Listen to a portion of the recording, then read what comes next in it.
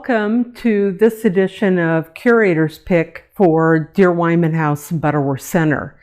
We're here in the Deere-Wiman house, originally built in 1872 for Charles Deere and the son of John Deere. And his family lived here until 1976, descendants of him. Here we are in the overlook or Deere-Wiman House library with the wonderful pipe organ that I want to talk about today. Now, in an original photo, we see the beautiful library room with a large desk for Charles Deere. And over here to the one side, we can see the dome with the stained glass piece up in the ceiling and the pipes. This is one of the first shots we have. When exactly did they add in a pipe organ to this house?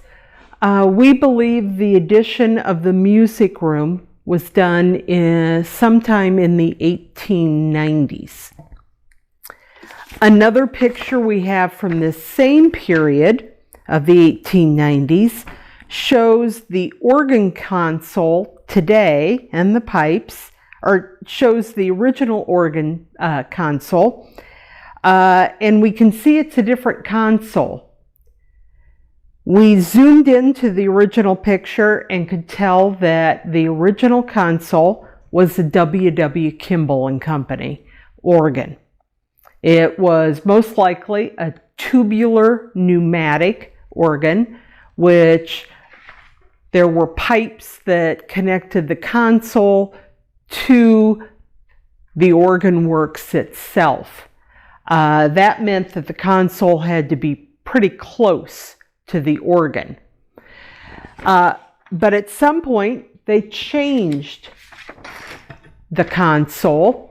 And I think that was done about 1910 to the current console that we have today. I wanted to show you lastly this one other picture from the pre-1900s where we see the pipes here, but we see that at least one year the Deere family kept their Christmas tree right here. It was so tall that it went right up into the glass dome. They definitely couldn't have had the organ bench there, and it would have really meant that they couldn't play the organ during that Christmas season. So come on up closer to the organ, and let's talk about the current console that we have.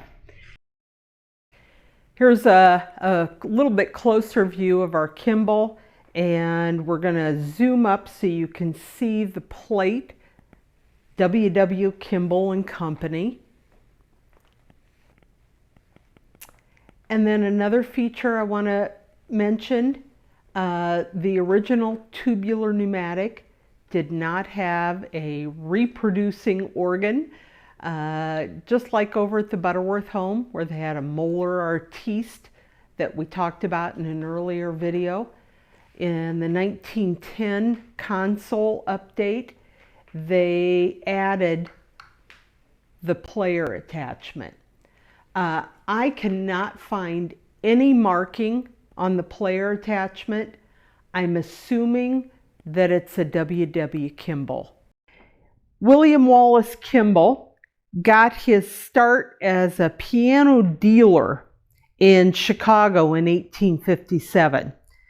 He sold pianos that were made by East Coast companies like Chickering and Fisher, the Emerson Piano Company, all from the East Coast. He also sold less expensive reed organs. That was the early type of organ. In 1877, Kimball began assembling his own reed organs, and in 1882 he built a bigger company, started producing more and more organs. and then also got into a piano line in the 1890s.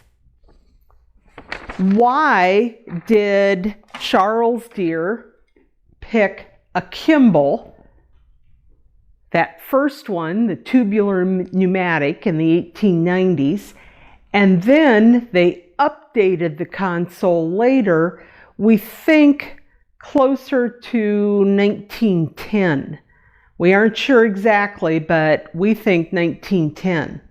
So why did he use Kimball both times? Whereas across the street, his daughter in her home added a Stanky Bennett organ. Well, we believe that Charles Deere was a good friend of Kimball.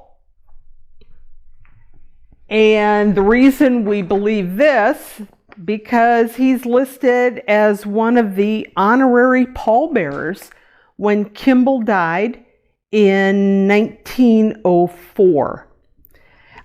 From records about W.W. Kimball and the company, it lists the Graceland Cemetery honorary pallbearers. The names that stood out to me were Marshall Field, Robert Todd Lincoln, Robert Hall McCormick, J.J. Glessner, and lastly, Charles H. Deere. These gentlemen all were at the funeral service, then followed the funeral cortege over to Graceland Cemetery in Chicago, and were there because of their friendship with a very important Chicago businessman, William Wallace Kimball. Thanks for joining us this month, and we'll see you next time.